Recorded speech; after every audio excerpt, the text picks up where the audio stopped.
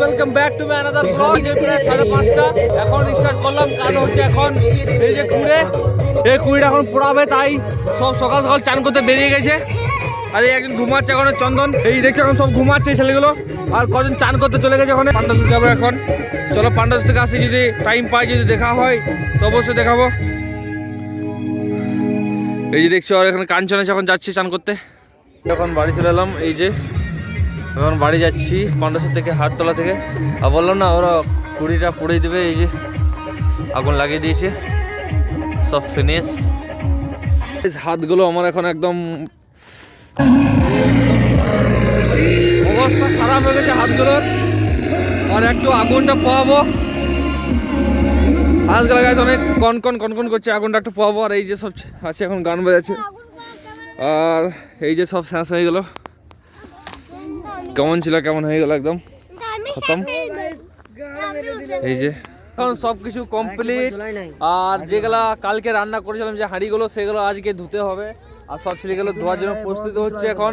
আর গাছ একটা কাণ্ড হয়ে গেছে, সেটা হচ্ছে যে পাল্লাটগুলো ছিল, সেগুলা একটা মানে এই ছেলেটা ভেঙে দিয়েছে, তো ওইটা গচ্ছা দিতে হবে।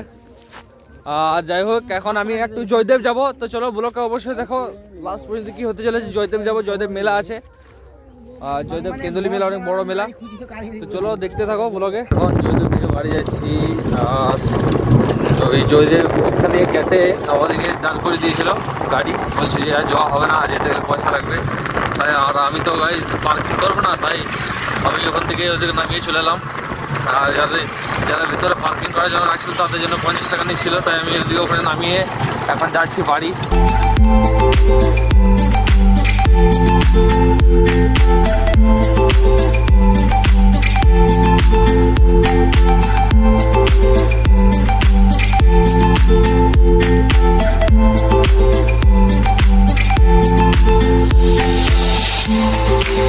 জয়দেব মোড় দিকে যাচ্ছি, বাঁ দিকে, কারণ আমি দুবরাজপুর দিকে যাব। তাই এই রাস্তাটা বাঁ দিকে দুবরাজপুর চলে যাচ্ছে। তো চলো গাইজ, বাড়ি গিয়ে দেখা হচ্ছে। আর ভিডিও শ্যুট করবো না, চলো তাহলে বাড়ি গিয়ে দেখা হচ্ছে। গাইজ এখন এই বাড়ি চলে এলাম। দেখছো ওই ছেলেগুলো আছে, এই যে আমাদের বাড়ি এদিকে। আর বাড়ি চলে এলাম। তো চলো এখন স্নান টান করে রেডি হব, কারণ আবার যেতে হবে পান্ডে বসা। তো চলো স্নান টান করে একবার দেখা হচ্ছে।